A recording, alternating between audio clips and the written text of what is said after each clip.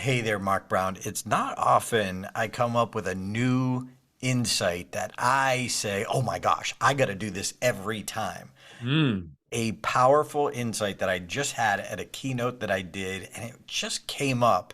And the more I thought about it, the more I realized, oh, we have to do a podcast on this because this is something simple everyone can do, yet it's more powerful than you think. Well, I can't wait to hear what that is, Darren. Let's talk about this, shall we? Anyone can give a presentation.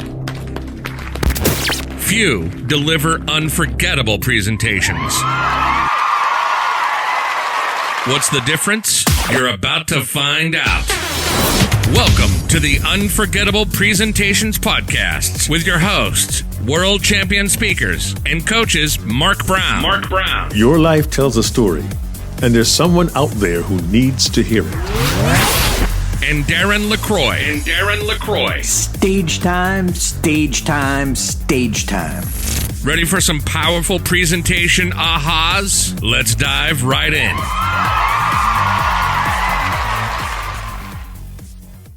All right, Mark, think about this. You're an event planner. You hire a speaker and you invest a lot of money to bring them in. Of course. Rock your world to make the convention amazing right off the bat and have people think, wow, I'm so glad I came. And then after their presentation, you're walking through the hallway and you notice the conversations in the corridor. Are people talking about the content or the speaker or how they'll use what they just learned or what they will do differently? Think of it from the event planner standpoint. This is, and they may not even be aware of it, but they will be aware of it if you incite conversations in the corridors. And we hope to do this. And Mark, we talk about this foundational phrase. We talk about Denijaya when he got everyone to say, I see something in you. Yeah. Which is great. But I'm actually talking about one more step. Now, it's one thing when you do a 7-minute speech. We're talking about doing a keynote. But if you're delivering a keynote speech, I thought about this, and I was teaching at the Golden Nugget this past week. And I was teaching Better Stories, Better Business, the program that you and I do in a keynote format. And I was thinking, I need to get let's say, the conversation going in the hallway. And then it dawned on me, this simple, powerful technique that I'm going to start using every time, no matter what. I'm going to steal it, okay? Just so you know. I want you to. I want you to. Because whether it's the event planner overhears it or not, but if you, in fact, incite conversations in the corridor, you're continuing the learning. It's not over when you walked off stage. That now it's got new legs. And so in the middle of my presentation, about 3/4 of the way through, I asked, all right, who are the introverts? Because being an introvert, I get it. Think about this, though. You're an introvert.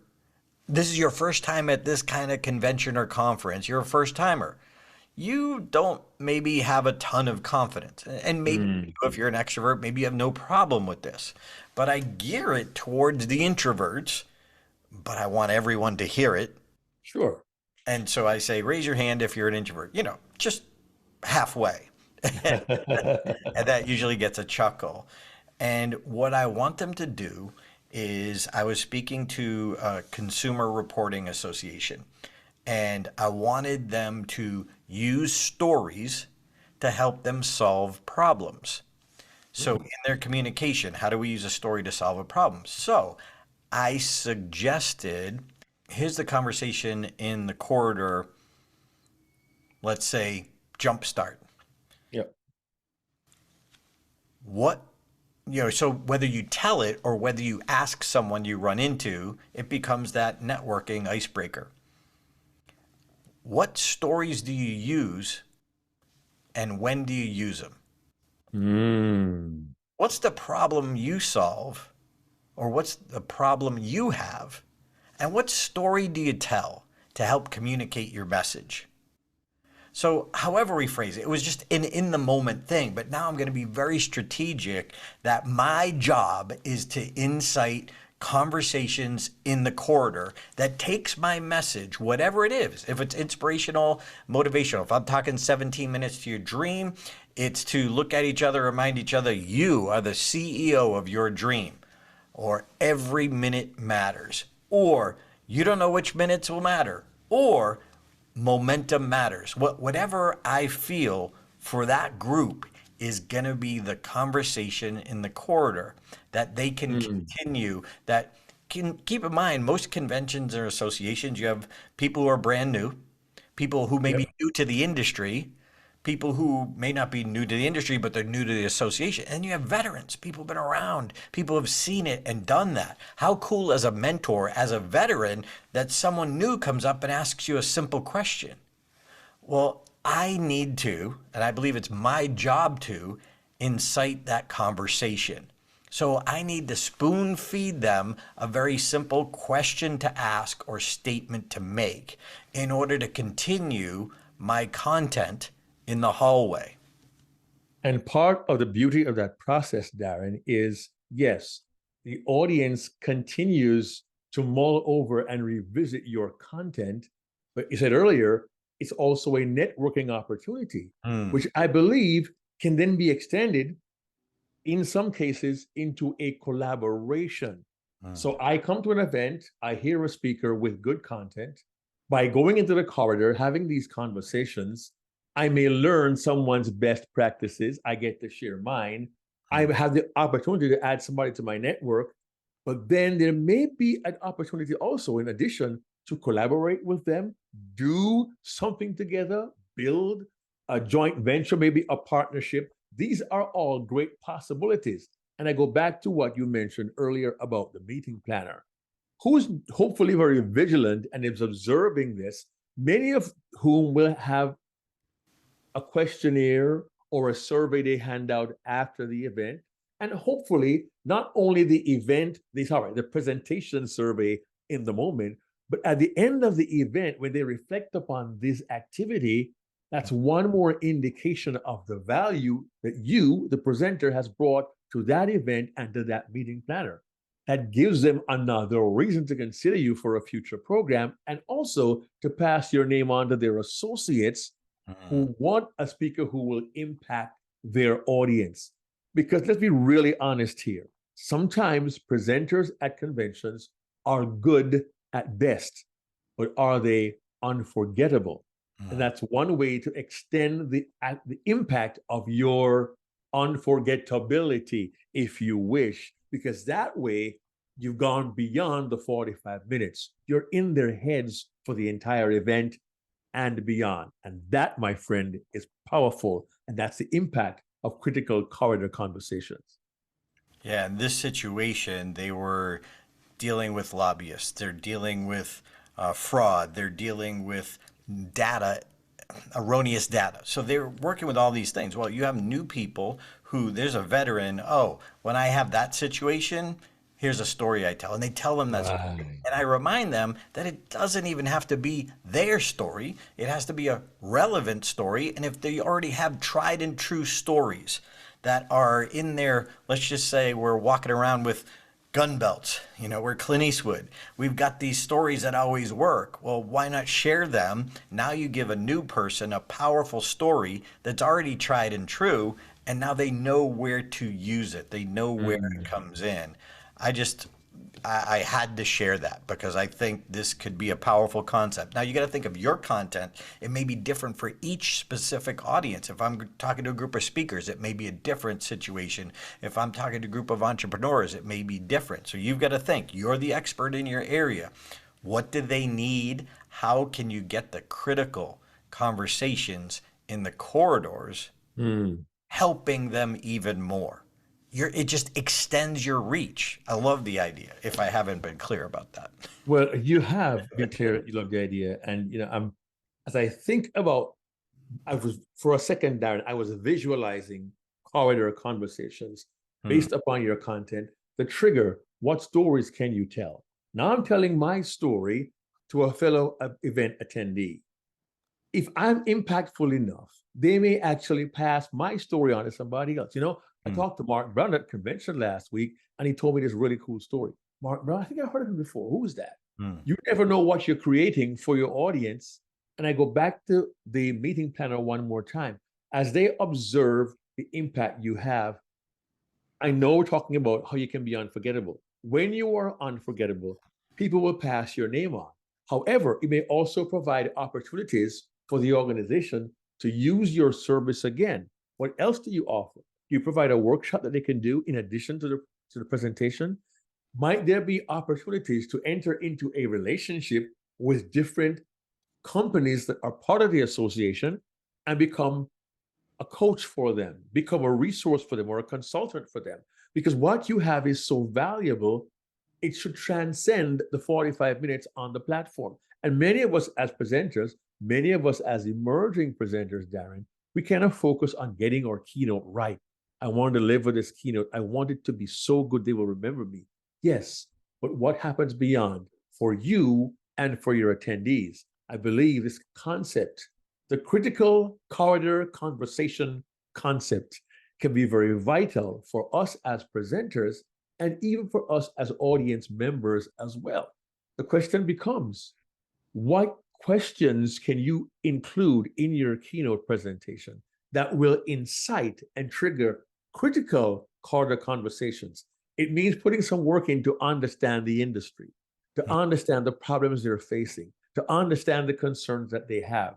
And the more you personalize your remarks and to make those critical questions incisive and inciting, the more they'll respect the effort you have put in to create a program that speaks to their need, provides them with solutions, but allows them to continue the conversation going forward. To me, that's powerful. And I will confess, I am going to use this technique. I believe there's so much value in it. I know we don't want to beat, the story to death here, but just thinking about the possibilities, Darren, gets me very, very excited. And I would invite you, listeners and viewers, to think about this idea, this concept of critical corridor conversations. What questions to ask, what statements to lead them. Invest some time and ask yourself, what are the different ways they could use my content themselves as a follow-up to what I deliver, so they're putting some more work in to gain additional benefit. Look at the client, look at the scope of their business, and ask yourself, what are the best questions I could include in my message to trigger those kinds of conversations in the corridor? Yeah, so I've added a slide to my different slide decks. I added it to that one. Now I'm going to multiply it to the other ones just as my reminder. And I'm going to add it to my revenue checklist that I believe over the long term, I will earn more revenue because I've created more of an experience. So Mark, you always say, don't deliver a presentation, deliver an experience. Right. Well, this multiplies the experience. Once we get outside that door, now they're in the hallway, it's another world. So if we can get our content to be spoken about, to be conversed about in the hallway, I just think it's a whole new level that we've never taught. And I've never done, not to this level. I might have accidentally done it. I might have done it on occasion, but now I'm going to be strategic. It'd be fun to find out, though, how can we track the impact of something like this? Here we are on this podcast having a conversation, not rehearsed, not pre-planned on this topic. And I do find myself wondering, how can we track this? Is it in our relationship with the meeting planner? Maybe. But if we make sure our attendees have access to contact us, and Darren, you're using a tool now where you can actually insert a question in your presentation to get results from your audience. And I don't know much about the tool myself. I think it's called Talkadot.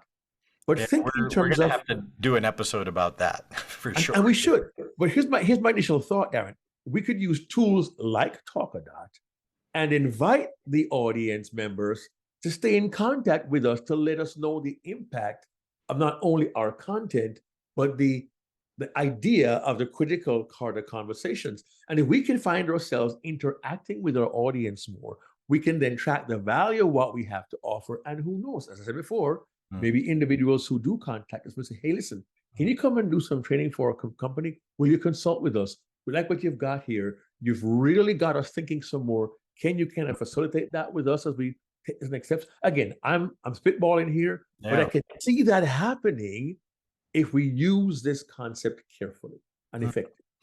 Yeah, I think it's going to be challenging to track, but let me drop this idea that 6 months from now, 3 months from now, if someone comes back to you, if the event planner comes back to you, and maybe even within a week or two, if the event planner comes back to you after the event, you could even plant the seed, say, hey, let me know how the conversations in the hallway work. And just see if they even reply, or shoot them an email. Hey, how'd that work? And then, of course, you and I can walk in the hallway and just listen and see if those conversations are happening. And we may have to adjust. Every audience is a little different, but we may not hear about it That's true. once. However, if you hear one person get back to you, that means many were impacted. So I just think it's almost a no-brainer. I think it's our responsibility from now on to at least strategically attempt this. Well, two thoughts very quickly, Darren. One, you mentioned talking with the meeting planner afterwards. We have always advocated having a post-event call with the meeting planner. When you use that sort of approach, I strongly recommend in your post-event conversation with the meeting planner, bring that question up, however you wish to raise it. But by the way, did you ever hear anything in the hallway about our talk in the hallway? We'd love to know what were you hearing, if anything at all? And at least open the door to get the meeting planner thinking about that. And also say, look, I know you're going to send an event survey afterwards and my conference program survey. If anything pops up on the event survey that said we like the idea of the hallway or corridor conversations, could you let me know? I really want to expand that, and I want to serve my audience as well and serve you well also. So now you've got the meeting planner potentially as an ally helping you to kind of follow through and see what impact you have. And the second thought I have is when you can, particularly if you're opening keynote for an event or a conference, convention, when you can, don't leave too early. I know we say come in early, at least a day early, meet people, talk to people, have conversations. That's great. Now I get to know you before you even speak. If you can hang around, even for the whole day before, or fly back in the evening after a morning keynote, and keep your ear to the ground. What's happening in the corridors after the presentation? What do you hear over lunch or during the break? And that may sound kind of gross, but what do you hear when you go to the facilities? Somebody saying, "Oh man, that dude Darren LaCroix, he was funny." Yeah, but the question he asked about, what stories I tell, it made me think of a time when, and all of a sudden you're overhearing a conversation in the corridor that you didn't know about. At least by staying around and paying attention, you will get to know, one, if people are having those conversations, which you ask them to, and two, you'll get a taste of what they're talking about. And why is that important? Because the more we learn from experiences like that, the better we can craft our presentations, we can tweak them, we can adjust them, and make them more impactful going forward. So one suggestion, strong recommendation, do not leave too quickly after your keynote. Serve the audience well and allow them to help you, because audiences will help you by their comments, their reaction and responses. Just stick around, pay attention, involve yourself, listen in, have lunch at a table with people, interact, and learn from them, because they will tell you how effective, and hopefully never tell you how ineffective you have been by their responses. That's my suggestion.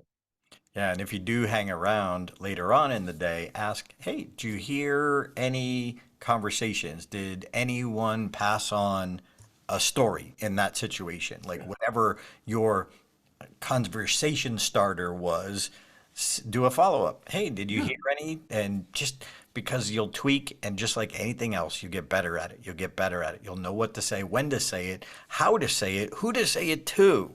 Yeah. Started with the introverts, but I don't, because now I'm not demeaning the people who can easily have conversations in the hallway. I'm just talking to those who may have a challenge. Now I'm hoping everybody listens and everybody hears, and implements it. But I just think it's a simple, powerful concept. I hope you see the application of this in your world and in your industry. Make a slide if you use slides to prompt you, or make a note until this becomes a new habit, and constantly tweak. And Mark, brilliant, like you said, set up a debrief meeting with the event planner and just ask, hey, did you hear any conversations in the corridor? I'd be curious. And boom, if they did, now you're looking even more valuable to the event planner because you made it more of an experience. Yeah, and if you're the extrovert who wants to have conversations, you might feel bold enough or comfortable enough. Or if you met individuals the night before, you could ask, hey, Darren, did you by any chance have a corridor conversation? How did that go? And all of a sudden, you're hearing about what happened. You might even hear a story you could add to your repertoire. And that alone, to me, would be exciting enough or inspirational enough for me to say, hey, how else could I use this technique going forward? So think about asking the right questions to create critical corridor conversations. That's a mouthful. Thanks for being here. Please listen. Please pass this on. Please pass this on. If you liked it and you thought, oh, this is kind of cool or a new idea, please pass this on to one of your favorite presenters. We love what we get to do, but we want to most importantly help you be unforgettable so you can hand your message over in an unforgettable way to impact more people in less time. Mark Brown, thanks for hanging out. Pleasure. See y'all next week. Hey there, this is Darren LaCroix. Thanks for checking out this podcast episode on YouTube. If you want all of them, not every one is on YouTube, check out your favorite podcast platform so you don't miss an episode. Keep being a sponge so you can be unforgettable. Check out StagetimeUniversity.com, where good presenters become unforgettable.